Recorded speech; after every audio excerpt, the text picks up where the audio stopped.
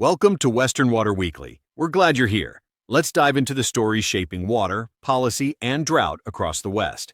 The top story this week centers on the missed November 11th deadline for the 7 Colorado River Basin states to reach a post-2026 operating agreement. After 2 years of negotiations and a last-minute in-person meeting on Veterans Day, the talks ended without a deal. The federal government and the states issued a joint statement saying they made collective progress, but nothing is finalized. Everyone agreed to keep talking, but the lack of resolution keeps pressure building. Arizona lawmakers from both political parties urged the U.S. Department of the Interior to act quickly. Governor Katie Hobbs said Arizona has already made large water reductions, and she criticized the upper basin states for refusing to commit to specific cutbacks. Arizona has even set aside funds to prepare for possible lawsuits if a federal plan disadvantages the state. California is watching the situation closely. The state has senior water rights and relies heavily on the river for agriculture and hydropower. Officials there say the region can no longer afford delays and that the plane needs to land. Meanwhile, federal officials continue preparing their own draft management plan for release in December. It will go out for public comment and could become the default system unless the basin states produce a shared proposal early next year. In short, the river is in trouble. Negotiations are fragile, and time is running out. Both Lake Mead and Lake Powell remain only about one-third full, and experts warn that without coordinated action, both reservoirs could approach levels never seen before. Let's turn to California, where a new law passed in October is poised to reshape statewide water planning for decades. Senate Bill 72 requires the California Department of Water Resources to create a detailed, data-driven plan to secure 9 million additional acre-feet of water supply by 2040. That number is not random. It represents the projected amount that climate change could strip from existing supplies through loss of snowpack, evaporation, and shifting precipitation. The law also expands who gets a seat at the table. Tribes, labor groups, environmental organizations, and environmental justice advocates will all participate in shaping the plan. Every meeting will be public. Potential strategies include stormwater capture, groundwater recharge, recycling, desalination, and conservation upgrades. The plan must be updated every 5 years, and it must analyze costs, environmental impacts, and public trust obligations like safe drinking water.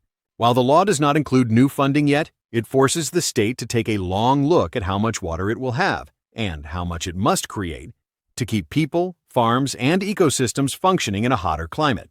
In southeastern Arizona's Willcox Basin, one of the most extreme cases of land subsidence in the West continues to worsen.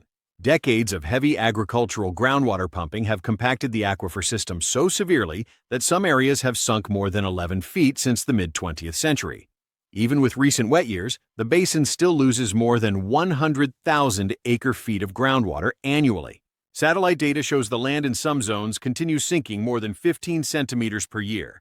Cracks, earth fissures, and damaged infrastructure are now long-term features of the landscape. Scientists hope relief will come from the new NASA ISRO radar satellite launching soon, which will give far more detailed measurements of land movement. But until groundwater pumping is reduced, the problem is expected to persist. Another major groundwater story this week comes from a research paper exploring the expanding popularity and the growing limitations of managed aquifer recharge. The idea behind recharge is appealing.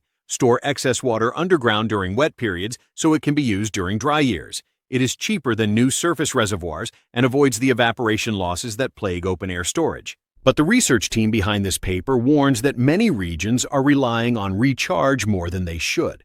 Successful projects require specific geologic conditions, clean water, suitable land, and careful monitoring. Many places do not have all of those ingredients. Some proposed projects assume future water that may never arrive. Others risk raising groundwater levels just enough to make pumping cheaper, which can cause even more groundwater extraction. And uneven access to water rights means that the most well-resourced agencies often benefit first, potentially leaving disadvantaged communities with fewer long-term options. The authors warn that recharge is a useful tool, but it is not a guaranteed solution, and long-range plans should be realistic rather than optimistic. One of the most unusual developments this week came from the Colorado River Indian tribes, whose council passed a resolution recognizing the Colorado River as a legal person under tribal law. Tribal leaders said the decision reflects a cultural and spiritual connection to the river, as well as a desire to ensure its long-term protection. The designation gives the river a recognized right to be protected from harm caused by climate change, drought, and human use.